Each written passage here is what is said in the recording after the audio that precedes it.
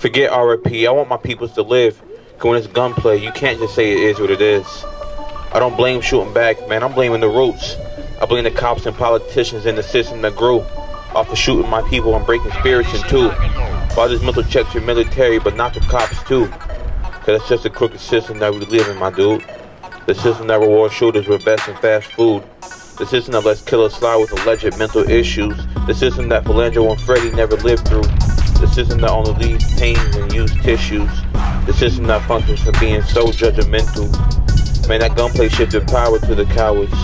It's worse when we hurt and stop caring by the hour. Guns don't control emotions, but they help control the power. Cause fear is effective, that's why the body bags tower. So to stop senseless killings before they happen. There are ways that we, the people, can stop this. Just because the government won't do something doesn't mean that we can't. If you see something, say something. Mass shootings do happen in other countries, but not with the same frequency as in the United States. It's time to realize that we cannot sit around and hope that it doesn't happen to us. We have to take it seriously and take precaution as if we're next, because at the end of the day, who's to say we're not? And firearm misuse and accidents kill over 1,300 children every year, according to the Journal of Pediatrics. Weapons are now the third leading cause of death in children in the U.S. This displays a need for education and a gross negligence on the part of parents and gun owners. There had been at least 28 more transgender people killed in 2017, again, due to gun violence. This affects our school community due to the fact that so many LGBTQ+ people attend Hammond every day in search of somewhere safe. But how can we as a whole be safe when gun violence and deaths due to guns are still at a large? I don't want to be living in a country where a child wonders what it would be like without mass shootings. So call your representatives, write letters, do everything you can, because each second is another child's life in jeopardy, and you never know when it could be yours. Children are supposed to bury their parents. Parents aren't supposed to bury their children. Every day before I go to school, I tell both of my parents that I love them. I say that to them because I'm not sure if I'll be able to tell them that again. And now the White House, the head of our country, has the idea to simply arm teachers with guns. For what? So we can fear our teachers too? He talked a big game, but as usual, he did not deliver. His new gun control policy was made public on Monday. In that policy, it included small improvements to the background checking system, but it also included a move to arm and train teachers. Not to mention, it completely avoided the concept of raising the age limit to buy assault rifles from 18 to 21. If you're willing to speak out and try to make a difference, do it. Go to Washington, D.C. on March 24th and march for our lives. In 2017, he was able to purchase 10 guns, all shotguns and rifles. Cruz was later diagnosed with depression, ADHD, and autism. So my question to you is, are background checks enough?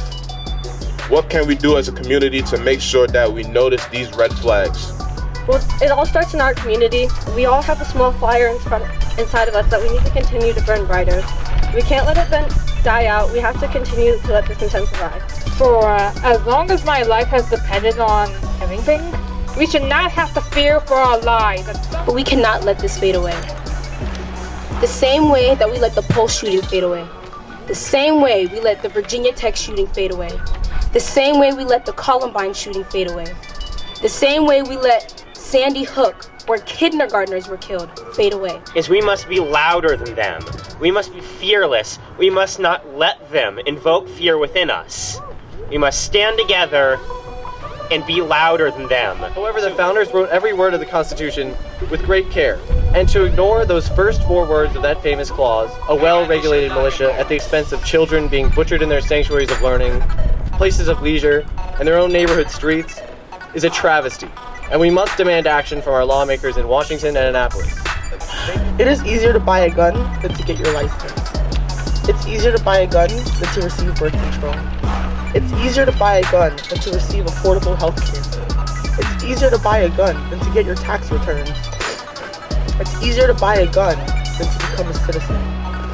It is easier to buy a gun than to adopt a child. It is easier to buy a gun than to get a job.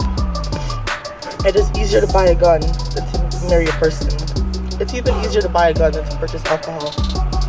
America has a problem. We need change.